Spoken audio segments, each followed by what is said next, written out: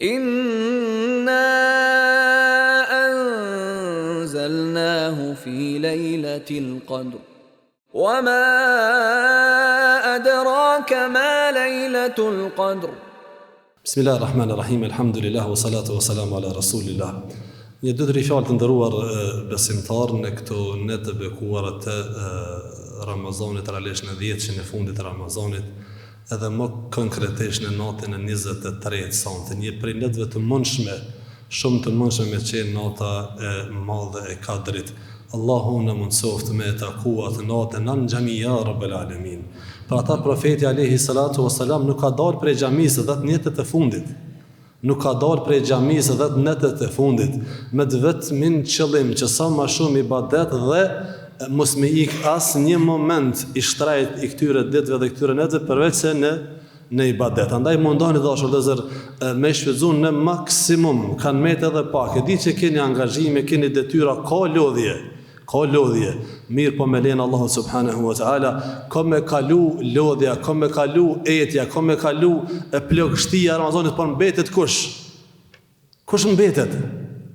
Mbetet shpërblimi. Kështu na ka mësuar profeti, kjo është doja cila e iftarit. Kur bën njëri iftar, çka thot sipas asaj që na ka mësuar profeti alayhi salatu wassalam?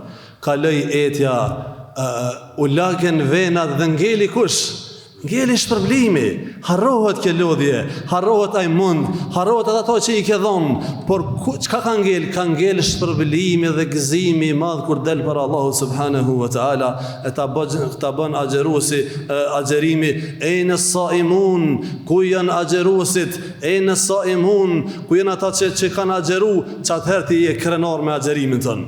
Halo nuk jena të përjetu, halo nuk jena të e ndi, ose s'mujna me di se çfarë ibadetit të madh jemi duke bërë të dashur vëllezër besimtar.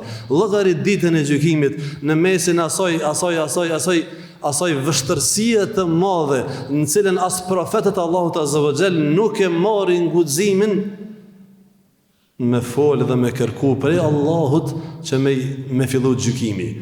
Të gjithë rrogolja vet.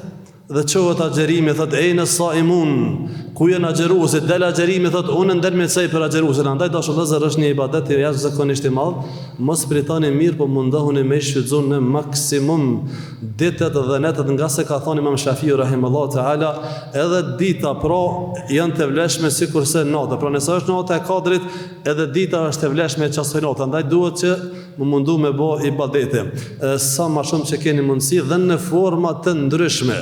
Nëse e keni vrejt disa transmetime që kanë ardhur për profetin alayhi salatu wasalam, është fal shumë, ka agjerues po flasim, ka lexu Kur'an shumë, po edhe ka dhënë shumë, pra ka bëj ibadete të ndryshme në Ramazan, nuk e din ti me cilin e fiton. Ndoshta me agjerim, dikush me namaz, dikush me sadak, dikush me bamirësi, dikush me Kur'an të dashur vëllezër besimtar.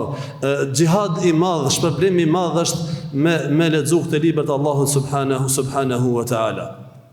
Madje ka ardhur bashkë me agjerimin, me ndërmjetësu për besimtar ditën e gjykimit. Thot Allahu azza wa jalla në një hadith kutsi të nderuar vëllezër besimtar, dhe ky është mesazhi i kësaj nate.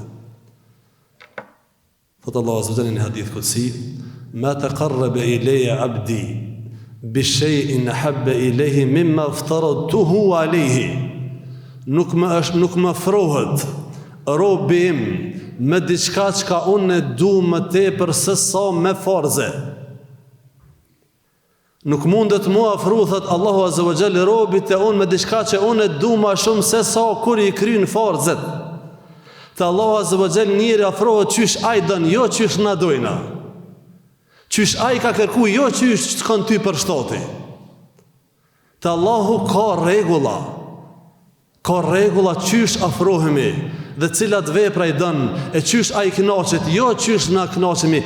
Ka njëherë kam frikën që ne jemi ibadetxhi, po koxha fort qysh na përshtatet dhe qysh i përshtatet nefsit.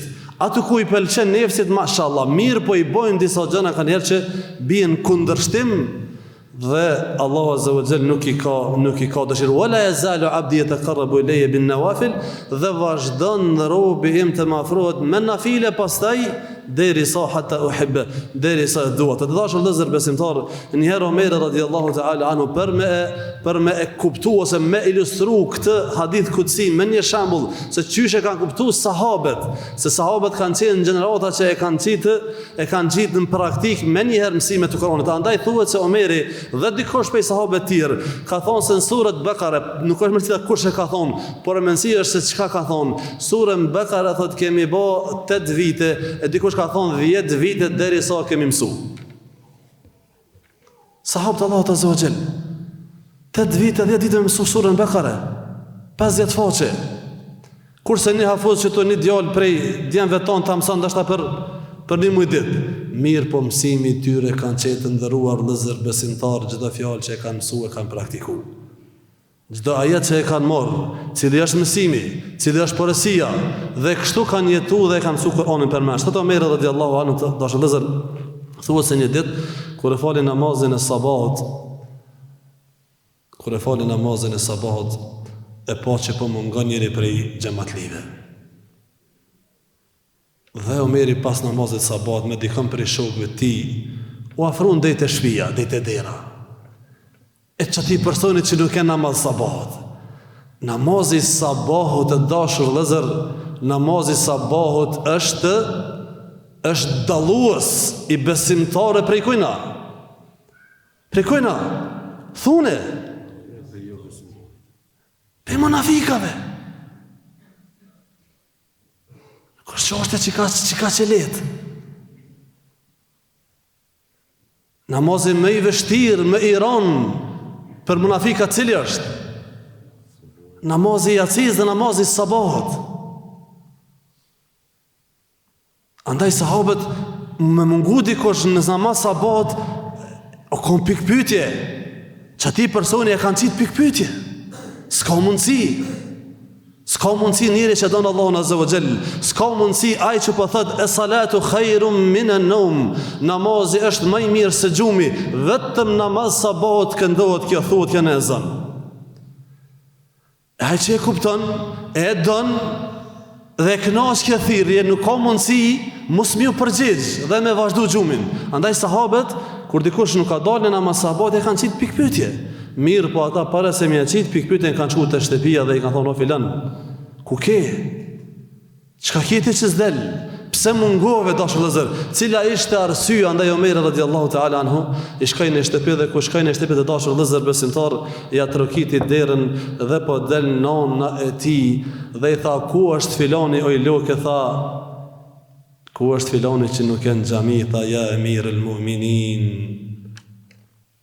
Nuk ishtë qenë bastore, as nuk ishtë qenë kafe, as nuk ishtë qenë ku më ditë ku, tha, ja emir el mu'minin, o prisi besimtarve, djali im u falë tër natë namaznate, e pak para se me thirë e zani sabahut, e koti e lodhi gjumi, edhe kur o falë tjo, ja hupi namazin me xhamat. Tha Omeri radhiyallahu anhu, tha më e dashur për mu, tha është me falë namazin e sabahut me xhamat, se sa tër natën nafile që falë të shtëpia. Te Allahu afrohet robi qysh Zoti don, jo qysh na dojna. Ai qysh ka kërku, jo qysh neve na konvenon, jo qysh po kënaqem na më shumë. Allahu qysh po kënaqet më shumë.